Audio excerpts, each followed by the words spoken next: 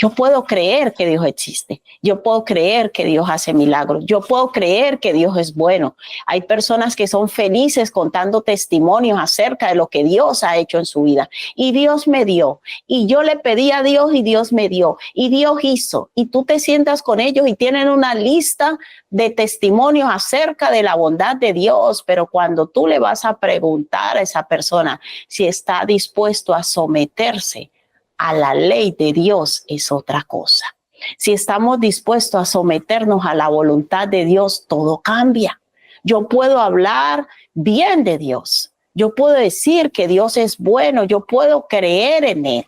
Pero donde Dios nos está hablando, iglesia, y lo que Dios quiere edificar en nuestras vidas, y esa novia que Cristo viene a llevar, es aquellos que hemos decidido de manera voluntaria renunciar al mundo, a los placeres de este mundo, a los deseos de este mundo, al sistema de pensamiento y de vida de este mundo, por seguir el sistema de vida y de pensamiento de Dios.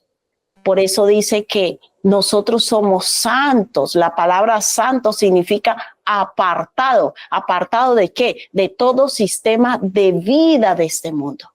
Y soy yo el que decido apartarme, soy yo el que digo, yo quiero vivir para Dios, yo quiero seguirle. A Jesús le seguían grandes multitudes, las multitudes lo vieron hacer milagros, es más, Él alimentó a las multitudes. El hecho de que Dios nos haga un milagro y Dios nos conceda cosas, eso no establece que yo tengo una fe firme y que yo soy novia de Cristo. La novia es aquella que se prepara aquí en la tierra, apartándose del sistema de este mundo, porque cree firmemente en su corazón que lo que le viene es mejor, que lo que Él fue a preparar para nosotros es mejor. Entonces yo renuncio a mis planes de vida, a mis deseos, a mi sistema de vida y pensamiento por aceptar el reino de Dios en mi vida. Y creemos que Dios está obrando y va a obrar en todos aquellos corazones que decidan seguirle a Él. Si alguno quiere venir en pos de mí, niegue a sí mismo. Y ese es el verdadero evangelio. Esa es la iglesia que Cristo viene a llevar, una iglesia que lo ha dejado todo por seguirle a Él. Una iglesia que considera que Él es el mejor de todo, que Él lo merece, que ha creído en Él, pero no es una fe estática en donde diga yo creo en Dios, yo creo que Él puede hacer milagros, pero no creo sus palabras. No creo que Él viene, no creo que necesito renunciar a mi sistema de vida, de valores para seguirle a Él. Dios está llamando a hombres y mujeres que creamos sus palabras, que creamos que Él viene, que creamos que hemos sido llamados a tener un sistema de vida distinto al mundo. No se puede servir a dos señores porque amarás al uno y aborrecerás al otro. Jesús puede llegar a ser tu Salvador, pero no tu Señor. Y Jesús viene por aquellos que Él es el Señor de nuestra vida. Por eso Él dice, en aquel día me dirán, Señor, Señor, en tu nombre echamos fuera demonios, en tu nombre hablamos lenguas, en tu nombre hicimos milagros. Y Él les dirá, apartaos de mí, hacedores de maldad, nunca os conocí. Es necesario enseñar la verdad de Cristo, porque solo la verdad nos hace libre. Y hace meses el Señor nos hablaba acerca de si somos multitud, somos creyentes o queremos ser discípulos de Él. Y la novia está conformada por los discípulos de Cristo, no por la multitud, no por los que todavía van por el pan. Jesús les dijo a la multitud, venid a mí por el milagro que yo les hice. Y les dijo, trabajad no por la comida que perece, sino por la que a vida eterna permanece. Dios viene por una iglesia Cristo viene por una iglesia que tiene la vista en las cosas de arriba, no en las de la tierra. Cristo viene por una iglesia que piensa en lo eterno y no en lo temporal. Y es decisión mía, amados, es decisión de cada uno de nosotros a quien rendimos nuestra vida. ¿Quieres seguir rindiendo tu vida a tus sueños, a tus planes, a tus placeres? Hazlo, eres libre. Dios nos ha dado libertad de escoger. Yo he escogido y he decidido seguir a Cristo. Nadie me ha obligado. Estoy aquí por voluntad propia y he determinado que yo y mi casa serviremos al Señor. Nadie me ha obligado para eso. ¿Qué determinas tú? ¿Qué decides? ¿Dejarlo todo por seguir a Cristo? ¿O quieres ser parte de la multitud que va allí esperando que Dios le haga un milagro? La multitud nunca llega a conocer a Jesús ni a intimar a Jesús. Por eso, amados, hoy queremos motivarles una vez más a conocer a Cristo. La voluntad de Dios es que nosotros le conozcamos. La voluntad de Dios no es que llevemos una religión, sino una relación estrecha y personal con Él, donde podamos conocer quién es Él. Y de acuerdo a ese entendimiento, terminamos conociéndonos a nosotros mismos y permitiendo que el plan y el propósito eterno de Dios se establezca en nuestras vidas. Es tiempo, iglesia, de determinarnos. El 2025, como nos lo dijo el Señor, es un año de compromiso, es un año de entrega, es un año de determinación, no bajo un sistema de pensamiento religioso donde yo digo yo creo en Dios. Dios no está llamando a creyentes, Dios no está llamando a multitudes, Dios quiere discípulos. Dios quiere discípulos, personas que estemos dispuestas a renunciar, como dice la palabra, hasta su propia vida por seguir a Cristo. Y sonará una palabra fuerte para muchos, pero estas palabras no son mías. Estas palabras las dijo Jesús y estas palabras son de Jesús. Y yo no estoy aquí, como lo dijo Jesús, para hablar mis palabras. Jesús dejó claro que él no hablaba por su propia cuenta. Jesús dejó claro que él venía a hablar lo que el Padre le dijera que dijese. Y ese es mi deber también, hablar a día de hoy las palabras de Jesús. Aunque suenen duras, aunque suenen difíciles, aunque diga, ¿por qué no nos habla de otras cosas? Jesús no vino a hablar lo que la gente quería escuchar. Él vino a hablar y a enseñar lo que el Padre le mandó. Y esa es mi función, edificar la iglesia de Cristo aquí en la tierra, haciendo lo mismo que hizo mi maestro. Por eso nos llamamos cristianos, es porque seguimos los pasos de nuestro maestro. Y en ese proceso seremos amados por unos y aborrecidos por otros, igual que nuestro maestro. Jesús llevó un ministerio tan difícil que fue perseguido y muchos deseaban hasta matarle. Era tan fuerte la persecución sobre él porque él hablaba la verdad, porque él no se adaptó ni se adoptó al sistema religioso de la época, sino que él dijo, yo vine a hacer la voluntad de mi Padre. Algunos creyeron en él, otros no creyeron en él. Y nosotros como discípulos de Cristo debemos asumir que no somos mayores que Él y que vamos a pasar por los mismos procesos que Jesús pasó. Algunos creerán esta palabra que es enseñada, que no es nuestra, sino que es de Él. Otros se burlarán de nosotros, otros nos menospreciarán, otros nos criticarán, pero los hijos de Dios debemos estar preparados para esas verdades. Porque si a él se lo hicieron, a él que dicen que es la savia del olivo, el trigo puro, al mismo Jesús lo rechazaron, nosotros no estamos exentos de eso. Y algunos queremos llevar la vida cristiana cayéndole bien a todos, cayéndole bien a los del mundo y cayéndole bien a todo mundo. Y la palabra de Dios dice que nosotros seremos semejantes a Jesús. Y si a Jesús le aborrecieron, A Jesús le menospreciaron, a Jesús le calumniaron, a Jesús le difamaron. Nosotros no estamos exentos de eso. Quizás pensarás, entonces la vida cristiana es aburrida. No, la vida cristiana aquí en la tierra es pasajera y hace parte de un proceso de preparación para una vida eterna. Por eso, amados, nosotros no debemos aferrarnos a nada en este mundo. No te aferres a nada. No te aferres a tu orgullo, no te aferres a tu sistema de pensamiento, no te aferres a tu sistema de vida, porque Jesús dijo que el que ame su vida la perderá, pero el que pierda su vida por causa de él y del evangelio, la hallará, porque Él es el pan de vida. Por eso Él utilizó apelativos y calificativos tan claros acerca de Él. Yo soy el pan de vida.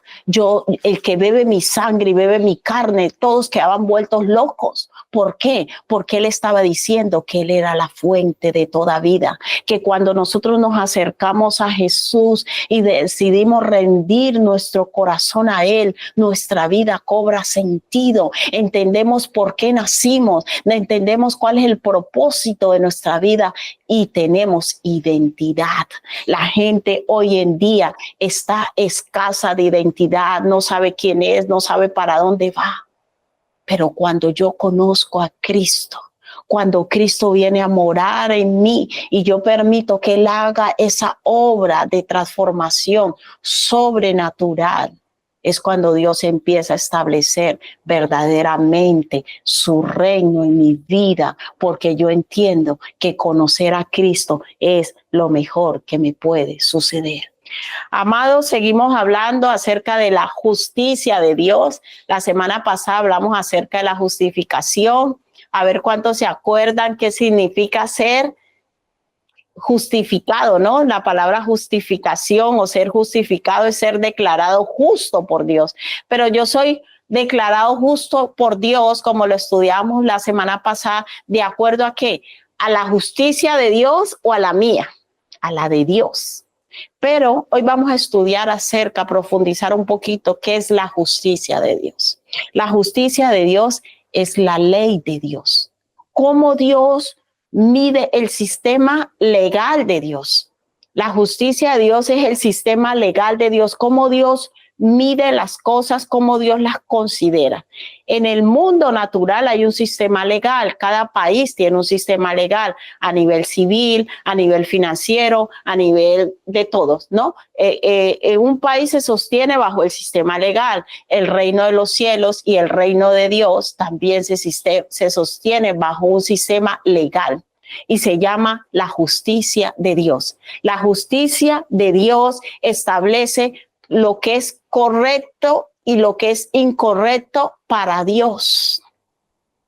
La justicia de Dios dice, esto es correcto o esto es incorrecto conforme a qué? Al pensamiento de Dios, no al nuestro, que es lo que hemos estado. Entonces, conforme a la justicia de Dios, Cristo tenía que morir.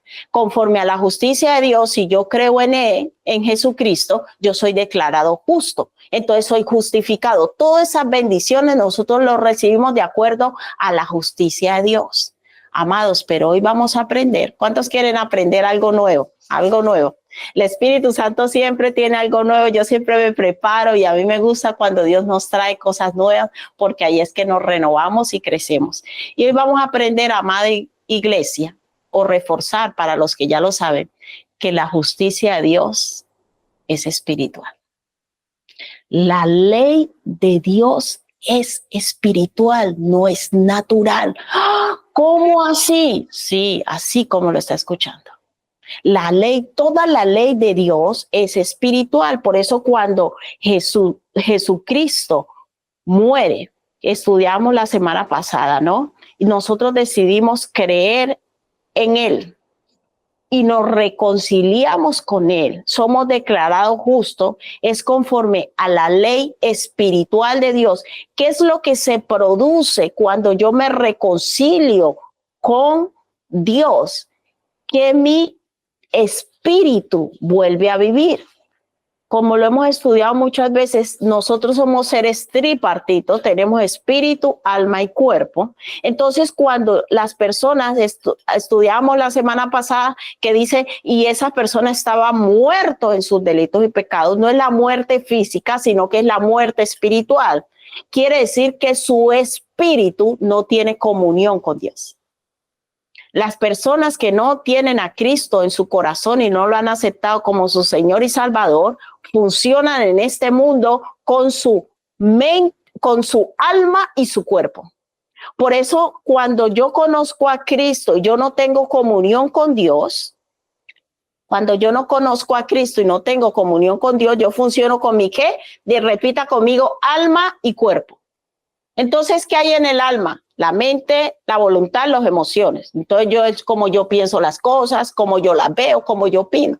Pero cuando yo me reconcilio con Dios, mi espíritu estaba muerto. Eso es lo que significa muerte espiritual, estar separado de Dios. No tengo comunión con Dios. Cuando yo acepto a Cristo como mi Señor y Salvador y me reconcilio con Dios, lo que se produce en mí es que mi espíritu vuelve ¿qué? A vivir, vuelve a ser vivificado porque estaba muerto. Y los hijos de Dios funcionamos con el cuerpo, con el alma y el espíritu. Entonces, cuando yo entro en esa justicia de Dios, quiere decir que mi espíritu es vivificado y yo ya tengo comunión con Dios. Pero ¿qué significa eso? Significa que yo ya puedo orar en el espíritu. Significa que yo paso a una dimensión de vida distinta a los que no conocen a Dios.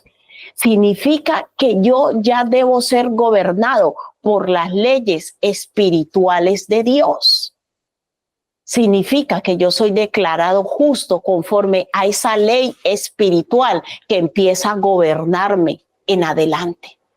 Ay, ¿cómo así? Entonces yo pensaba que las cosas eran como yo las veía. Entonces, según mi justicia, esto es bueno y esto es malo. No, nosotros ya empezamos a operar según la justicia de Dios. ¿Y eso qué quiere decir? Según la ley espiritual de Dios. La justicia de Dios es espiritual, se mueve en la dimensión espiritual. Por eso yo no puedo juzgar las cosas conforme a lo que veo en la carne. Y cuando hablamos de la palabra carne, ¿de qué estamos hablando? También del ¿qué? Del alma. Por eso dicen, hay cristianos que son almáticos. ¿Qué es un cristiano almático? Un cristiano almático es que aunque ha sido reconciliado con Dios, ha sido declarado justo, se ha convertido en hijo de Dios, usted no quiere operar conforme a la ley espiritual de Dios, sino que usted sigue juzgando todo conforme a su alma, igual que los del mundo. Entonces me muevo por lo que siento, por lo que pienso, por lo que a mí me parece. A mí no me parece eso, yo no lo veo así, yo no lo siento así. Eres una persona almática. Todavía te mueves por tus instintos, pero no conforme a la ley de Dios. Entonces, por eso la palabra de Dios hace una distinción entre el hombre natural y el hombre espiritual. Porque el hombre espiritual, cuando yo ya desarrollo mi relación con Dios, dice la palabra de Dios que yo debo juzgar todo según la ley de Dios, no la mía. Ya no es como yo lo veo, es como Dios lo ve. Ya no es lo que yo opino, es lo que opina Dios. Porque según la ley de Dios tiene un sistema de valores distinto a la ley de nosotros.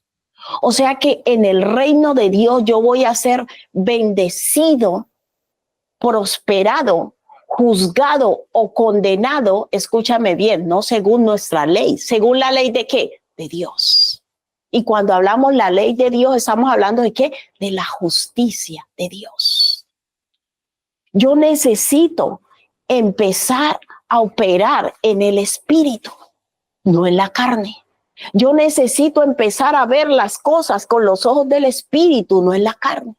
Aunque tu corazón te diga algo, tú tienes que ir y evaluar si eso que tu corazón, tus sentimientos, tus pensamientos te están diciendo, se ajustan a la ley de Dios. Porque tú y yo vamos a ser juzgados como hijos de Dios de acuerdo a la ley de Dios, no a la de nosotros. Y ahí es que muchos perdemos. Porque aunque decimos que somos hijos de Dios, operamos bajo un sistema natural y carnal. Y Dios quiere que nosotros aprendamos a operar en la dimensión del espíritu. Pero la dimensión del espíritu, ¿qué es? ¿Que lloro, tiemblo y caigo? No, la dimensión del espíritu es operar según la ley de Dios. Vamos a 1 Corintios capítulo 2 del 12 al 14, por favor. Primera carta a los Corintios, capítulo 2 del 12 al 14. Dice la palabra del Señor. Y nosotros no hemos recibido el espíritu del mundo, sino el espíritu que proviene, ¿quién? De Dios. Cuando yo nazco de nuevo, mi espíritu empieza a tener comunión ¿con quién? Con el Espíritu Santo. ¿Qué área, qué parte de mi ser es la que Dios trabaja en mí? ¿Tu alma? No. Ni tu cuerpo. Dios trabaja en nuestro ¿qué? Espíritu. La comunión con Dios es de espíritu a espíritu. Entonces dice, y nosotros no hemos recibido el espíritu del mundo, sino el espíritu que proviene de Dios, para que sepamos lo que Dios nos ha concedido, lo cual también hablamos, no con palabras enseñadas por sabiduría humana. Hay personas que están en Cristo y quieren operar bajo la sabiduría humana, y la sabiduría humana no es la sabiduría de Dios. Dios hace una diferencia clara entre lo natural y lo espiritual, entre la sabiduría de Dios y la sabiduría humana. Entonces dice, no con palabras enseñadas por sabiduría humana, sino con las que enseña ¿quién? El Espíritu. Espíritu con E mayúscula. Está hablando del Espíritu Santo. ¿A qué parte de su ser el Espíritu Santo va a enseñar? ¿A su alma, a su cuerpo?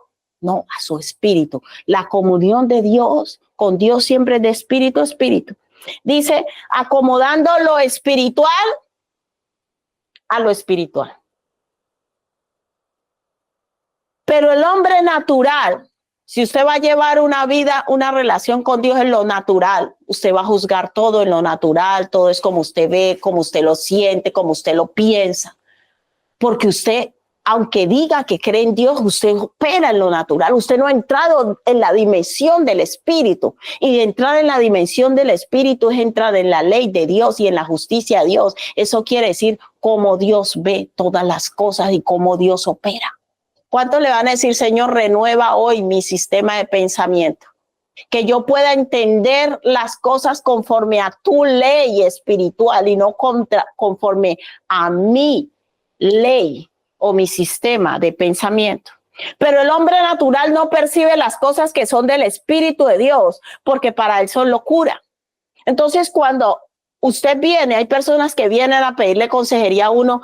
Ay, mira, esta situación que tengo. Entonces uno dice, ay, ¿usted me puede apoyar en oración? Sí. Uno va y ora y Dios le revela a nivel espiritual cuál es la raíz de ese problema. Ay, no, a mí no me parece. Yo no lo veo así. Usted sabe que más del 80% de las enfermedades a la luz de la ley espiritual tienen su origen en el pecado. Sí. Ay, yo no lo veo, usted no lo ve, pero en la ley de Dios y en la justicia de Dios está así establecido. La mayoría de enfermedades del ser humano tienen su origen en el pecado. La úlcera, la amargura, muchas enfermedades de los huesos, cantidad de enfermedades que nosotros tenemos en este cuerpo temporal tienen su origen en el pecado. Por eso Jesús a muchas personas le dijo, ¿has sido sanado de esto? Vete y no peques más. ¿Por qué Jesús les decía eso? Porque la ley de Dios, la justicia de Dios establece que la paga del pecado es la muerte. La justicia de Dios establece que el pecado tiene consecuencias sobre nuestra vida. Ay, yo no lo veo así, usted no lo ve así, pero es la justicia de Dios. Hermanos, es tiempo de que abramos nuestro entendimiento a lo espiritual, que significa la ley de Dios. Porque Dios no nos va a evaluar conforme a nuestra justicia, es conforme a la ley de Él. Y si la palabra de Dios establece en la ley de Dios que ese pecado va a traer sobre ti esa enfermedad, eso se va a producir en tu vida. Por eso hay personas que tengo ansiedad, que tengo depresión. Si usted va a la ley de Dios, Dios te va a decir cuál es el origen de esa ansiedad. Dios te va a decir cuál es el origen de esa depresión, de acuerdo a su ley espiritual. Entonces nosotros a veces queremos que Dios nos solucione los problemas conforme a nuestra ley, iglesia, pero Dios todo nos lo va a resolver conforme a su ley. Y Dios nos va a decir, ese problema que tienes es por causa de este pecado. Si renuncias a ese pecado, se te soluciona ese problema. Porque lo espiritual es antes que lo natural. Todo lo natural es consecuencia de algo espiritual. Y cuando yo me acerco a Dios, Dios nos va a revelar nuestros problemas que espirituales para que se solucionen en lo natural. Pero hay muchos que tienen problemas de incredulidad a lo espiritual de Dios. Le dicen que se ponga una tirita roja en el brazo, que se lleve una piedra de cuarzo en el bolso, que se lea el horóscopo, eso sí lo cree. Pero si Dios le dice, conforme a mi ley, tienes que ir y pedirle perdón a esa persona, porque eso que le hiciste a esa persona está trayendo consecuencias sobre tu casa y tu familia, dices que no. Yo no lo veo así. A mí no me parece. Yo no considero que yo tenga que pedirle perdón ni a mi papá ni a mi mamá. Yo no lo, pero la ley de Dios dice que ese problema que tienes es por esta consecuencia espiritual. Dentro de la ley de Dios, ese problema se soluciona si lo haces así. Yo no lo voy a hacer así, yo no lo veo así. Entonces, por eso, amados, no avanzamos. Porque queremos discutir la justicia de Dios, la ley de Dios. Y todos los versículos de la Biblia, usted sabe que son artículos de la ley de Dios. No matarás, no robarás, no dirás falso testimonio, no adulterarás. Uno de los pecados, y cada pecado, escúchame bien, cada pecado tiene una consecuencia distinta. Cada pecado se materializa físicamente en consecuencias sobre nosotros. Eso lo establece la ley de Dios. Eso lo establece la justicia de Dios. Por eso Dios envió a su Hijo para solucionar nuestros problemas físicos, y los problemas físicos se solucionando primero que lo espiritual. Porque el origen de nuestros problemas físicos están en lo espiritual. Pero si tú no lo crees, aunque tú vayas a una iglesia, vas a seguir con los mismos problemas, porque no quieres atacar el problema de dentro de lo espiritual. Una de las cosas que el enemigo hace es cegar los ojos del entendimiento de las personas para que, aunque digan que creen en Jesús, quieran llevar una fe totalmente natural y carnal.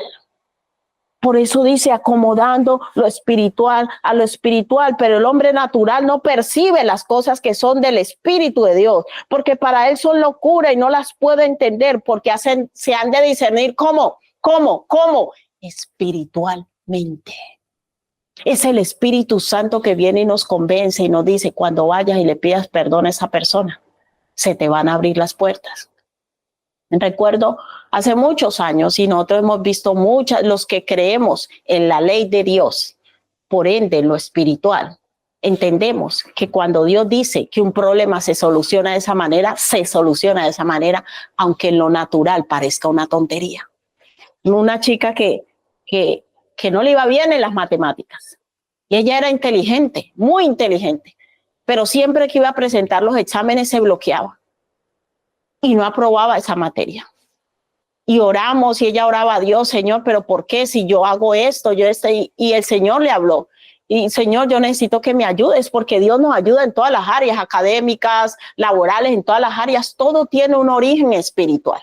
Y las bendiciones que nosotros recibimos, las recibimos en lo espiritual y luego se materializan físicamente. Pero el pecado también se materializa y tiene consecuencias. No le iba bien en matemáticas, no había manera. Ella decía, pero yo soy inteligente, entiendo las cosas, y cuando llegó al examen me bloqueé. Me acuerdo que fuimos, oramos, y el Señor le reveló, le dijo, es que tú fuiste muy grosera con un profesor de matemáticas. Y él era buen profesor y tú lo insultaste, tú lo trataste mal a ese profesor. Y hasta que tú Hay una reclamación espiritual sobre ti, por eso estás bloqueada, porque ella era de las mejores de la clase y se puso grosera con el profesor que ya no necesitaba, igual te iba. Y le dijo, busca a ese profesor, creo que lo buscó en Facebook, busca a ese profesor, ponte a cuenta con él y pídele perdón. Y lo hizo. Mira, después que ella hizo eso, se le abrieron unas puertas, empezó otra vez a sacar notas altas y todo. El profesor le dijo, sí, tú fuiste muy grosera conmigo. Mira, la paga del pecado es la muerte. Y nosotros pensamos que llegamos a Cristo, aquí no ha pasado nada. Mira, si usted le ha robado a un jefe, póngase a cuenta, llame a esa persona, pase la vergüenza. Pero en Cristo yo no puedo empezar una nueva vida arrastrando cosas.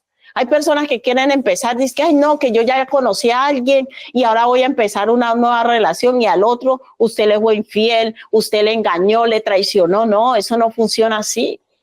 Nosotros tenemos que aprender a asumir nuestras responsabilidades en Cristo. Por eso nosotros aprendemos, los hijos de Dios, a aborrecer al pecado y a no jugar, porque la paga del pecado es la muerte.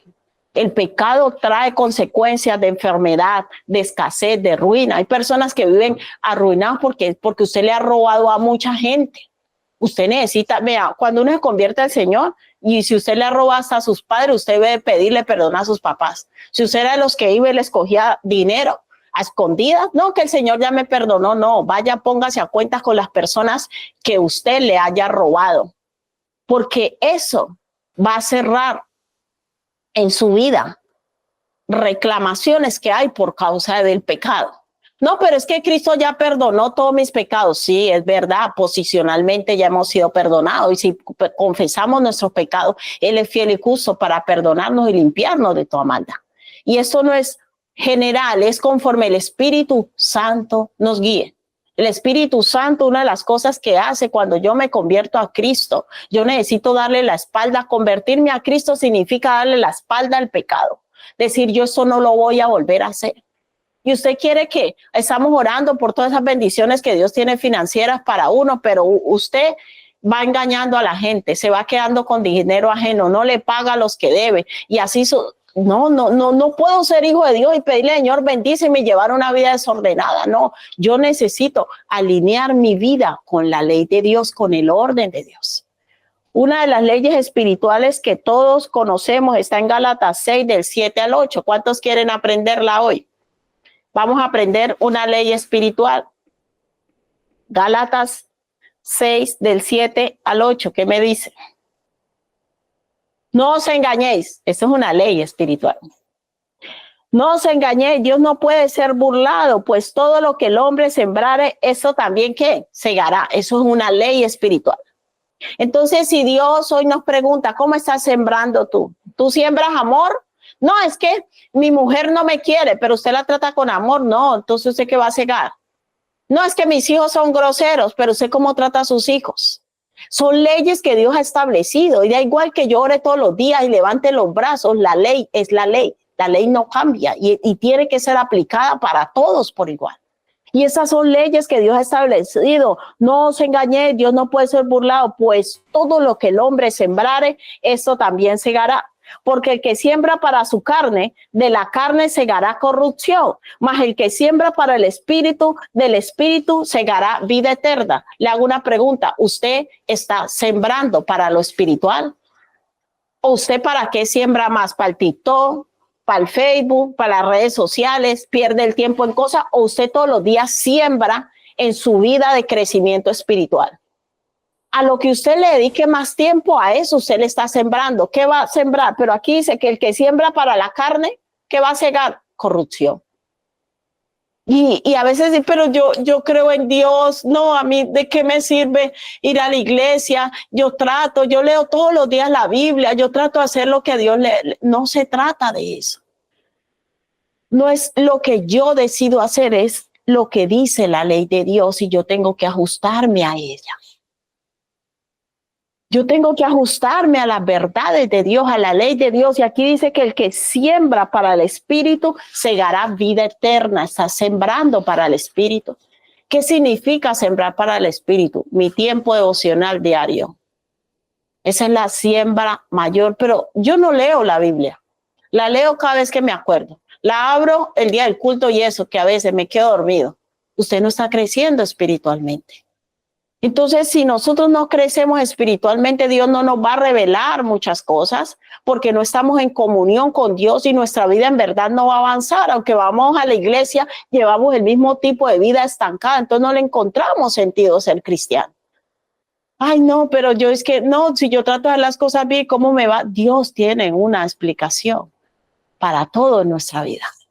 Cuando yo decido buscarlo a Él de corazón, conforme a su justicia, Él empieza a organizar todo. Vamos a Mateo 6:33, un versículo muy conocido. Muy conocido. Yo creo que casi todos nos lo sabemos de memoria. Mateo capítulo 6, versículo 33. Dice la palabra del Señor. Mas buscad primeramente el reino de Dios y ¿qué? Aleluya. ¿Cuántos dan gloria a Dios? ¿Cuántos han leído este texto tantas veces? Mas buscad el reino de Dios. No dice solo el reino de Dios. Ya hemos estudiado qué es el reino de Dios. ¿Qué es el reino de Dios? El sistema de pensamiento, de autoridad, de gobierno de Dios. Pero no dice solo busque el sistema de pensamiento. Busque que la justicia de Dios, la ley de Dios. Buscar la justicia de Dios es buscar cómo Dios legisla y organiza todo. ¿Cuáles son mis derechos y obligaciones conforme a la ley de Dios? Mas buscad primeramente el reino de Dios y su justicia. Buscar cómo Dios ve las cosas, cómo Dios las legisla, cómo en la moral de Dios se resuelve esta situación o no. Y si nos vamos al contexto de este versículo, usted se dará cuenta que el contexto, antes de Jesús decir esas palabras, está hablando de cosas materiales. Está hablando de cosas tangibles. Y vámonos al contexto desde el versículo 24 para entrar al texto que hemos leído. En el contexto, en el versículo 24 dice, ninguno puede servir a dos señores, porque amará al uno, porque aborrecerá al uno y amará al otro. O estimará al uno y menospreciará al otro. No puede servir a Dios y a las riquezas. Por tanto, dijo Jesús, versículo 25, os digo, no os afanéis por vuestra vida, qué habéis de comer o qué habéis de beber, ni por vuestro cuerpo, qué habéis de vestir. ¿No es la vida más que el alimento y el cuerpo más que el vestido? Mirad las aves del cielo, que no siembran, ni ciegan, ni recogen en granero, y vuestro Padre Celestial las alimenta. ¿No valéis vosotros más que ellas? ¿Y quién de vosotros podrá, por mucho que se afane, añadir a su estatura un codo? Y por el vestido, ¿por qué os afanéis? ¿Qué está hablando Jesús? De todas las cosas, de necesidades básicas que necesita nuestro cuerpo físico. El vestido, la comida. Y por el vestido, versículo 28. ¿Por qué os afanáis? Considerad los lirios del campo, cómo crecen y no trabajan ni hilan. Pero os digo que ni aun Salomón, con toda su gloria, se vistió como uno de ellos. Versículo 30, y si la hierba del campo que hoy es y mañana se echa en el horno, Dios la viste así, ¿no hará mucho más a vosotros, hombres de poca fe? No os afanéis pues diciendo que comeremos. Las cosas que más nos preocupan las menciona Jesús aquí. No os afanéis pues que comeremos, que beberemos y que vestiremos. Las necesidades básicas lo está diciendo Jesús. No se preocupen por las cosas básicas. ¿Cómo así, Dios? ¿Cómo me vas a decir? Si yo necesito tener para comer, para comprar mi cosa, el coche, pagar el alquiler. Que no puedo salir a la calle sin ropa. Yo necesito vestirme bien. Necesito algo para beber, para alimentarme. Jesús le habla a ellos de las cosas básicas, de las necesidades básicas y le dice, no se preocupen por eso. Mira el contexto, por eso, iglesia, es importante estudiar el contexto, porque cuando yo cojo un versículo aislado, hago algo que se llama eisegesis en hermenéuticas y me invento la interpretación. Pero aquí está claro, el contexto de este texto que estamos leyendo está hablando de las necesidades básicas. Jesús les estaba hablando, no se preocupen tanto por eso. Hoy ya te hago una pregunta, ¿cuáles son una de tus mayores preocupaciones a día de hoy?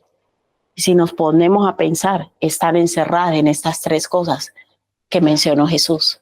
¿Cómo voy a pagar el alquiler? ¿Cómo voy a pagar a la casa? Si tengo trabajo, si llego a fin de mes. Entonces nosotros permitimos que nuestra mente se llene de nuestras necesidades básicas.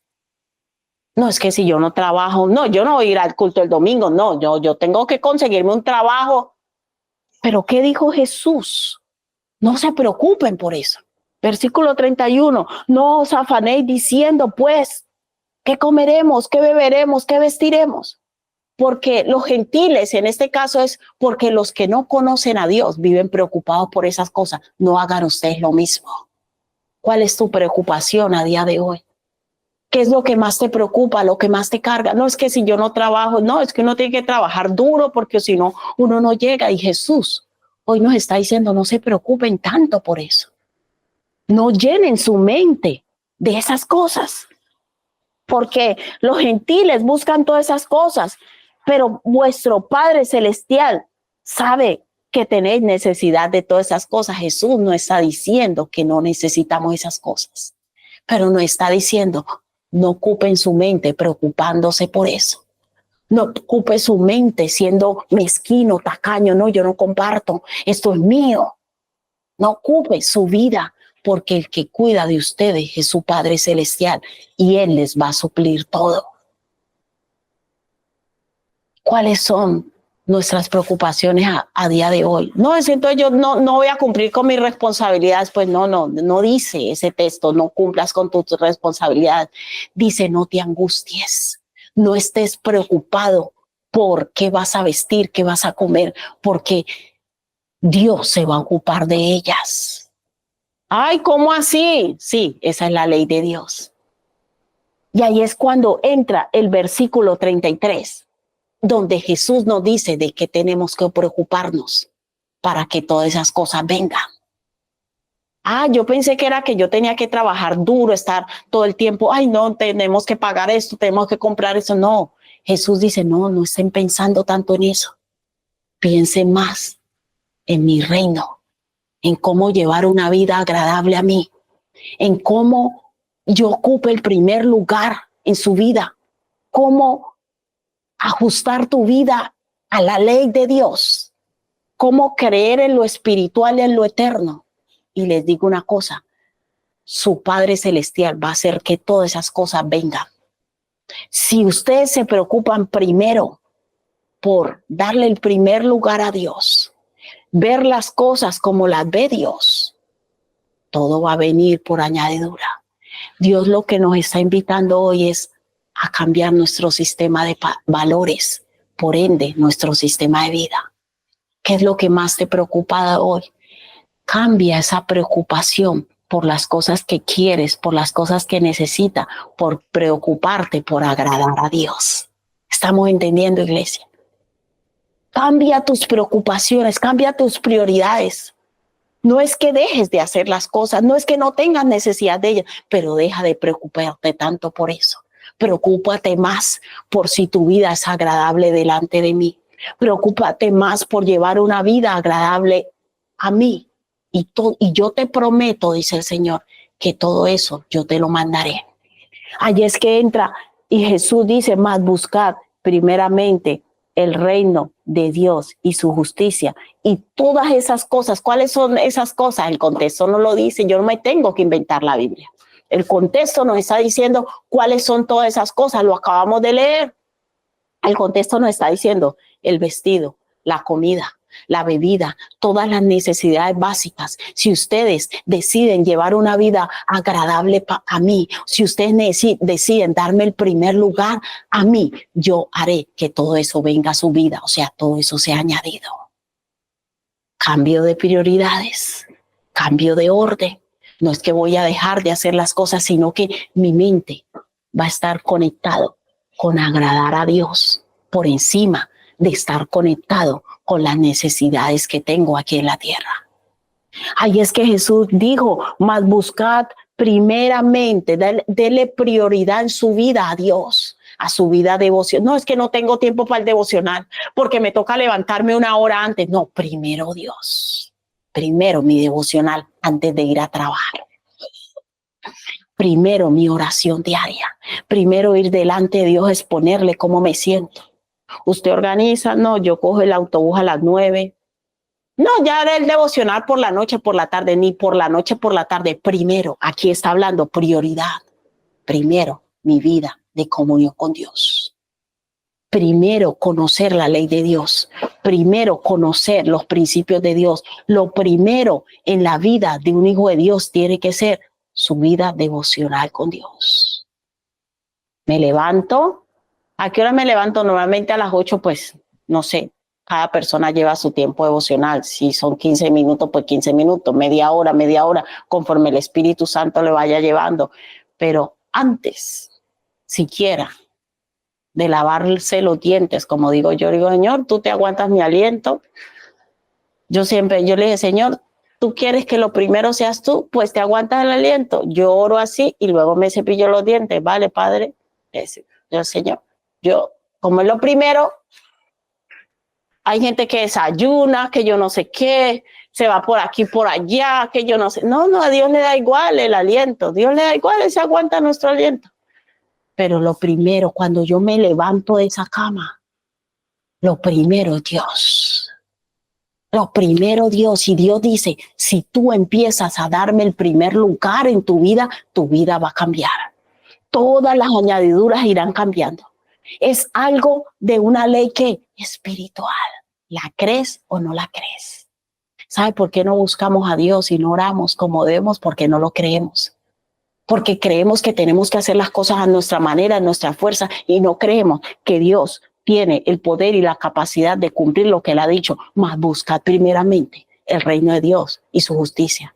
No voy a engañar, no voy a mentirle a mi jefe para que me dé un permiso o sacar algo. No, la justicia y la ley de Dios dice, no mentirás, no voy a mentir. Busco primeramente a Dios y su justicia. No se puede separar. La gente, no, yo me levanto, yo sin mi devocional no puedo vivir. Yo me levanto todos los días. Como la pastora dijo, Dios se aguanta mi aliento. Yo me levanto, yo oro todos los días, pero durante el día usted no aplica la ley de Dios. Miente, roba, engaña, cambia la versión de las cosas. ¿Qué es la justicia? Por eso Jesús dijo, el reino de Dios y su justicia. ¿Qué es la justicia de Dios? Los mandamientos de Dios, la ley de Dios. Si yo busco a Dios y me esfuerzo cada día en guardar sus mandamientos, Él ha prometido que todo vendrá por añadidura. Todo. El vestido, la comida, porque Dios en esa comunión diaria y en esa obediencia va abriendo puertas para nosotros que nosotros no somos capaces de abrir en nuestra capacidad. Dios empieza a darnos sabiduría, nos empieza a dar revelación y nos dice, métete por aquí, haz esto, hijo, hoy vas a enfrentar esta situación, te van a hablar mal en el trabajo, pero tú quédate callado, no vayas a pelear. Él nos prepara, nos equipara para el día. El estar en esa vida de oración, esa vida de comunión diaria, nos equipara para poder enfrentar las añadiduras. Tener estrategia, cómo hago con mis hijos, con mi esposo, con mi esposa, cómo organizo esto, mi vida ministerial. Si estoy en un área de servicio, Señor, primero mi servicio. Señor, tengo una responsabilidad contigo, ayúdame a organizar, a compatibilizar mi vida familiar con mi vida ministerial, pero hacerlo con excelencia para ti. Primero el reino de Dios y todo lo otro, todas esas necesidades. Dice aquí, vuestro Padre Celestial sabe que tienen necesidad, Dios sabe que lo necesitamos para vivir en esta tierra. Por eso Él ha prometido darnos todo, pero ¿cuál es la clave? Darle el primer lugar a Él y establecer su justicia en nosotros. La ley espiritual. El que siembra abundantemente cosechará. Los que van a dar sus ofrendas ahora, no sea tacaño con Dios, hermano, siembre en abundancia. No que los 2 euros, no.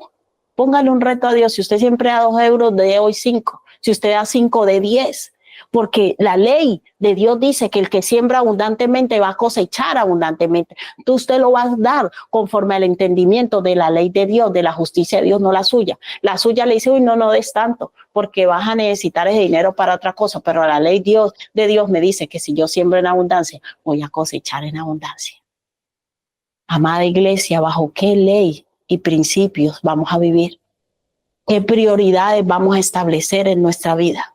Así como nosotros organicemos nuestra vida y las prioridades que establezcamos, así van a ser los resultados de tu vida y la mía. ¿Qué quieres? Buscar primeramente el reino de Dios y su justicia para que todas esas necesidades sean añadidas, o quieres insistir buscando las añadiduras y dejando a Dios de último. Sí, va a ser nuestra vida. El lugar que le demos a Dios en nuestra vida va a definir qué tan bendecidos y qué tan prosperados vamos a ser aquí en la tierra. Versículo 34 para terminar. Así que no os afanéis por el día de mañana, porque el día de mañana traerá su afán. Basta cada día su propio mal. ¿Qué vamos a hacer? La mesa está servida. Nosotros elegimos establecer prioridades. ¿Cuántos van a buscar primeramente el reino de Dios